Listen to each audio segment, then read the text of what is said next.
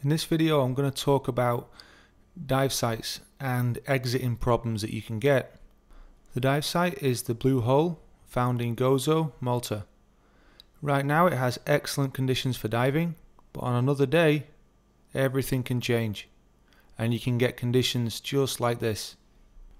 Now it's quite unlikely this happens while you're diving, they change so bad, but if you're diving long enough you will definitely notice that surface conditions can change and you're forced to make exits when the conditions aren't ideal. So what you've got here is guys walking up a ladder fully equipped.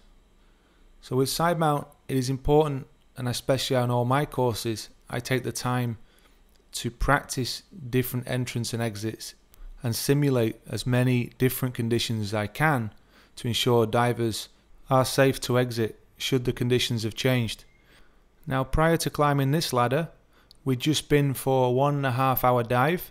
The conditions were not like this before or we would not have got in, but we were forced to make an exit as safely as we could, but actually it wasn't too much of a problem as long as we timed our exit with the waves and we used the right exit procedure that we practiced before we were forced to use it on this dive. Make sure you make time to practice all entries and exits. Now these divers are not technical divers and you can see they've got themselves into quite a lot of trouble. The diver on top of the rock, if you look to the right of that there's another rock, and in between there's a small channel, and that's the channel that the divers need to swim through. What would have been better is staying underwater, and this is the channel I'm talking about, like my guys did, and actually swim right close to the ground. That way you minimize that surge and swell. These are clearly not good conditions, and earlier on in the day the conditions weren't this bad, but as the hours went by it got worse and worse. And one of the things you should always do is do a good risk assessment on the dive site during the day and have a weather report to see if things change.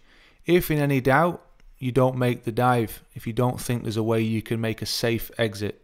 Being able to remove your cylinders like you can with Sidemount definitely improves your chances of a safe exit in a lot of scenarios.